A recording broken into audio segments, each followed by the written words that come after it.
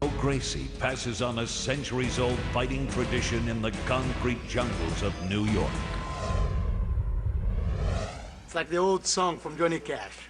If your name is Gracie, it's like being a boy named Sue. You better be tough or you're gonna die. Gracie is to Brazilian Jiu-Jitsu what Stradivarius is to the violin and Ferrari to the sports car, the standard by which everyone is judged. The Gracies were like the founding fathers of Brazilian Jiu-Jitsu. It's a lineage, it's a tradition. Every time you fight with that name on your back, there's a little something expected of you. Brazilian Jiu-Jitsu history starts with my grandfather, Carlos Gracie. Was the first one to learn Jiu-Jitsu from the world champion from Japan. The second generation was my old man, who started fighting when he was 16. My grandfather's right here, giving my father a kiss after one of his fights. The first time that I compete, I was 7 years old. It was the state competition, and I was the champion for my weight and age. And from there, I've been competing a lot. I won many nationals and world championships. And that's what I have been doing for almost 35 years.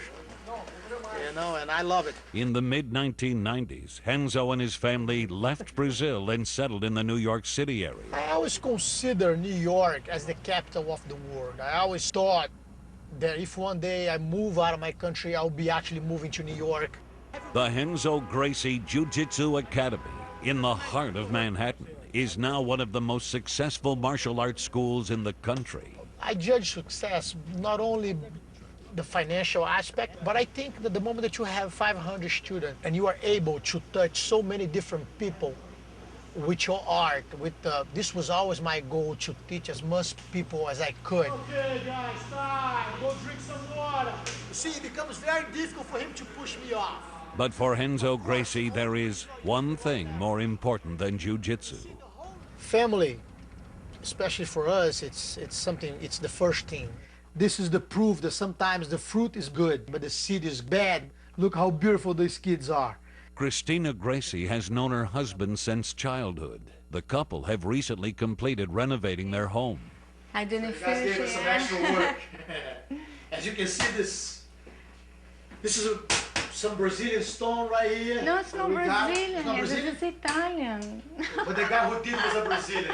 Oh, yeah. Yes, he's a Very good special Brazilian, guy, one of yeah. my students. This is in my family room. Better than anyone, Christina knows fighting is a way of life for Renzo. A Brazilian Jiu-Jitsu school there's more philosophy on those mats than any Ivy League school in America. Dá uma puxadinha assim, aí dá o passo tudo pra lá, ó. Às vezes até agarrado no cotovelo, entendeu? I remember all those years growing up back in Brazil. He always fought for pride, and he fought with the same passion and love he does today for these big shows here. Trava só pra tu ver. Traz aqui, ó, pra tu sentir que tá. I would never allow my kids to grow without, even if they don't want to be a professional fighters, I would never allow them to grow without spending some time on those sacred mats, you know? It's a great experience. Pega. Pula pra guarda. What Renzo Gracie means to me, like he taught me everything I know, and you know, everything that I have to thanks to him. Like I have a little kid, 7 years old, and his name is Renzo, so I don't need to tell you like nothing else more. Renzo Gracie.